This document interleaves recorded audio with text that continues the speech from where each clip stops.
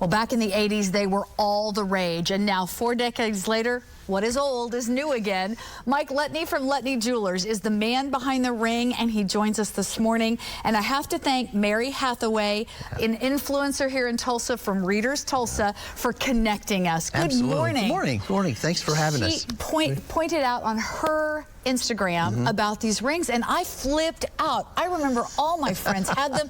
I didn't get one, but that's for another Dr. Phil segment. Take us back to why you did this ring. Well, back in the 80s, there was a larger ring in the marketplace, but it was way expensive, and people couldn't afford it. And I had my retail store, and I wanted to create something that was more affordable.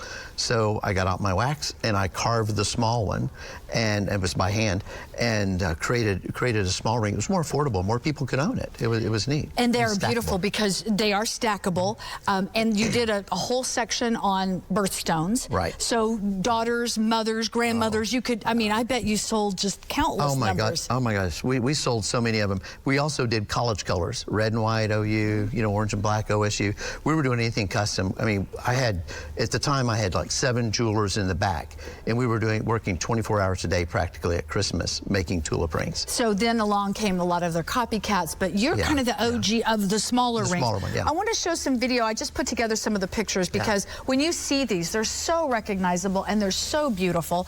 And it's so fun to think that you created this idea because of a need. Right, it was a need. I mean, people couldn't afford the large one, and I like the smaller one, not because I created it, but it looks more like a tulip. The larger one has the twist wire and has different concepts, but I just created something totally different off of that concept. There are people, and I'm not kidding, I posted this yesterday. I have over 200 comments on my Facebook page this morning.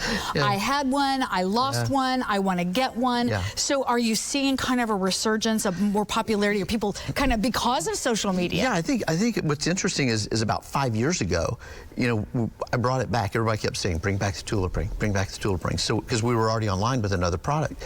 And we brought it back, and we've seen a resurgence. But oh my goodness, when the influencers, when Mary and her mom got a hold of it, it's been kind of interesting. The phone's been ringing off the hook, my goodness, yeah. I mean, each one is handmade. We make them ourselves. And so, I mean, we're working like 18-hour days. And I know you love that. This is okay. I want to show these too because the rings were important, but also you did these crosses and these hearts. I know Dave's wife, he and his wife had one at their wedding. A lot of people. This is kind of another part of your claim to fame. Yeah, I created this. It had like an inspiration to create something for weddings, and the bride and groom assemble. It's called the Unity Cross, and they assemble it during their wedding ceremony, and they take it home and put it in their home. And it's a lasting memory of the covenant that they made. And that's what really got me on the web, because we started selling it on the internet, and then some box stores called and we started selling it across the nation.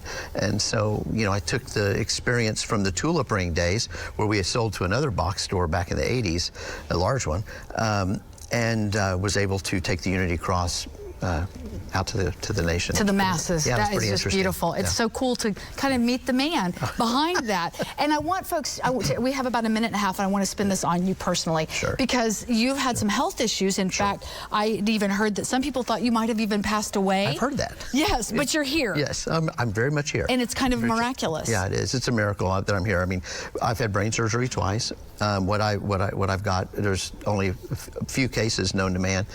Doctors in Phoenix basically saved my life, and I walk through every day. You wouldn't know why by looking at me, because it's just the grace of God that I'm here and doing well, and a lot of people aren't, and so we use our testimony to kind of help people who are walking through it, that there is life. You keep going. It's what's in front of you and not what's behind you.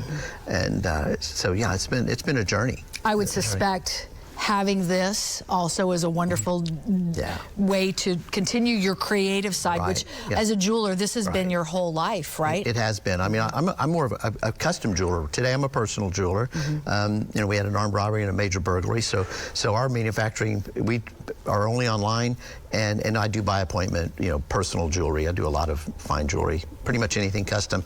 I'm a computer geek. I was the first CAD designer for jewelry west of the Mississippi back in CAD meaning? Designing it on the computer. Right. And I had the first 3D printer for jewelry west of the Mississippi back in 1998, I think it was. I'm just a computer geek and a bench jeweler, so it's kind of fun. Well, I'm really grateful to have gotten to share your story with our viewers. I know there'll be a lot of people that'll want to get information. We're going to put that on our website at newson6.com. I remember all the commercials of Letney Jewelers, and that's where you find them, letneyjewelers.com. Right. Wonderful to talk with you, Mike. Thank you. Thanks My for having pleasure. me. I appreciate it.